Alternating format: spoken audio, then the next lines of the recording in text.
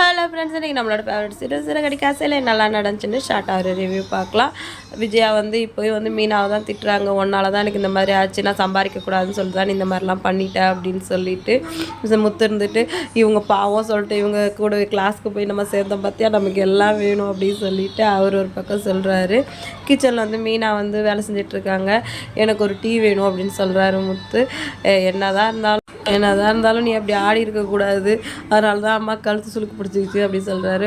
ஓ, அப்போ என்னால் தான் ஆச்சுன்னு நீங்களும் சொல்கிறீங்களா? அப்போ டீயும் கிடையாது, ஒன்றும் கிடையாது, நான் டீ போட்டு கொடுத்தா உங்களுக்கு ஏதாவது சுளுக்கிக்க போகுது அப்படின்னு சொல்லிட்டு மீனா கோமா போயிடுறாங்க. டீ குடிக்கிற வரைக்குமாவது கொஞ்சம் வாயை வச்சுட்டு சும்மா இருந்திருக்கலாம் அப்படின்னு சொல்லிட்டு முத்து அவருக்கு அவரே புலம்பிக்கிட்டு போகிறாரு.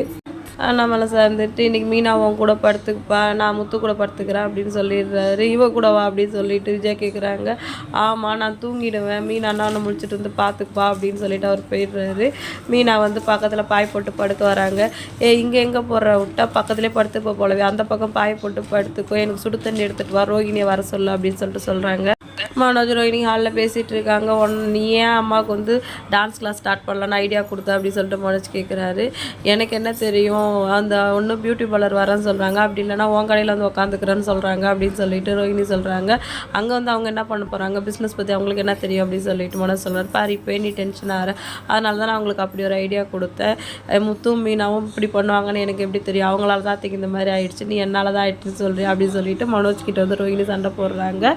அந்த டைம் பார்த்து மீனா அத்தவங்களை கூப்பிட்றாங்க அப்படின்னு சொல்லவும் என்னன்னு கேட்குறதுக்காக ரோஹிணி போகிறாங்க. அந்த மீனா கூடலாம் என்னால் படுக்க முடியாது, நீ என் கூட படுத்து தூங்க அப்படின்னு சொல்லிட்டு விஜயா சொல்கிறாங்க. ஸ்ருதி வேகமாக ரூமுக்கு வராங்க. நான் ஆண்டி போய் பார்க்கணும் அப்படின்னு சொல்லிட்டு ரவி வேணாம் வா போகலாம் அப்படிங்கிறாரு. ஏன்டா என் மருமக என்னை பார்க்க வரா, நீ என்னடா அந்த மாதிரி பண்ணுற அப்படின்னு சொல்லிட்டு விஜயா கேட்குறாங்க. அம்மா அதை பார்க்க வரலம்மா அப்படின்னு சொல்லிட்டு, இல்லை ஆண்டி நீங்கள் ஏதோ படியில் படுக்க போகிற சொன்னீங்களா, அதை தான் நான் பார்க்க வந்தேன் அப்படின்னு சொல்லிட்டு ஸ்ருதி சொல்லவும், ஏம்மா நான் என்ன எக்ஸிபிஷனாக காட்டுறேன் அப்படின்னு சொல்லிட்டு விஜயா சொல்கிறாங்க.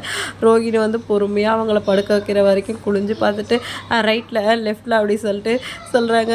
ரோஹிணி இருந்துட்டு, எங்கள் காருக்கு என்ன ரிவர்ஸாக பார்க்குறீங்க, இந்த மாதிரி பண்ணிகிட்ருக்கீங்க, அவங்களே வழியில் துடிச்சிட்ருக்காங்க அப்படின்னு சொல்லிட்டு சொல்கிறாங்க. சரி ஆண்டி நான் கிளம்புறேன் அப்படின்னு சொல்லிட்டு ஸ்ருதி கிளம்பி போயிடுறாங்க. மனோஜ் ரோஹிணி அம்மா இங்கே படுக்கணும், மீனா தான் இங்கே இருக்கால, அவங்க உங்களை பார்த்துப்பாங்க அப்படின்னு சொல்லி, என்னாலலாம் தனியாக தூங்க முடியாது அப்படின்னு சொல்கிறார். நீ எல்லோரும் பையனாடா, ரோஹிணி இங்கே இருந்து எங்கள் அம்மா பார்த்துக்கோன்னு சொல்ல முடியல, நீ தனியாக தூங்கிக்கோன்னு சொல்கிறியா அப்படின்னு சொல்லிட்டு திட்டி மனோஜ் அமுச்சு வச்சிடுறாங்க.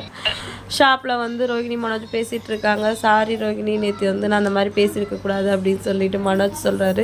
பரவாயில்ல விட, உன் நல்லதுக்கு தான் நான் பண்ணேன், நீயே என்ன தப்பாக புரிஞ்சுக்கிற அப்படின்னு சொல்லிட்டு ரோஹிணி சொல்கிறாங்க. அந்த டைம் பார்த்து ரோஹிணியோட ஃப்ரெண்டு அங்கே வராங்க. என்ன ஏதாவது பார்ட் டைம் ஜாப் பார்க்கலான்னு வந்திருக்கியா அப்படின்னு சொல்லிட்டு மனோஜ் கிண்டல் பண்ணுறாரு. நானே ஐடியில் வேலை பார்க்குறேன், எனக்கு எதுக்கு பார்ட் டைம் வேலை அப்படின்னு சொல்லிட்டு ஒரு கிஃப்ட் கொடுக்குறாங்க. அதில் சாமி படம் இருக்குது, இதை தினம் வச்சு பூ போட சொன்னாங்க அப்படின்னு சொல்லிட்டு வித்யா சொல்கிறாங்க. அதான் நம்ம மீனா இருக்காங்களே, அவங்க அதானே பண்ணிட்டு இருக்காங்க, டெய்லி அவங்கள போட சொல்லிடலாம் அப்படின்னு சொல்லிட்டு ரோஹிணி மீனா கால் பண்ணி தினம் கடையில் பூ கொடுத்துட்டுப்பாங்க, மாதம் எவ்வளவோ நான் காசு கொடுத்துறேன் அப்படின்னு சொல்லிட்டு சொல்கிறாங்க. மீனாவும் வரேன்னு சொல்கிறாங்க. அந்த டைம் பார்த்து ரோஹிணி மாமாவாக நடித்தவரை ரோட்டில் பார்த்துடுறாங்க. அவரை ஃபாலோ பண்ணிக்கிட்டே போகிறாங்க. அவர் வேறு தூரம் வண்டியில் ஏறி தப்பிச்சு போயிடுறாரு.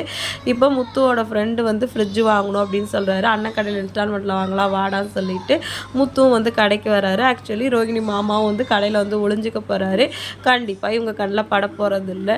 டைரக்டர் ரோஹிணியை மாட்ட வைக்க மாட்டாருன்னு யாருன்னா சொல்கிறீங்க, கமெண்ட் பண்ணுங்கள். வீடியோ பிடிச்சா லைக் பண்ணிக்கோங்க. இன்னொரு வீடியோவில் மீட் பண்ணலாம். டாடா பாய்.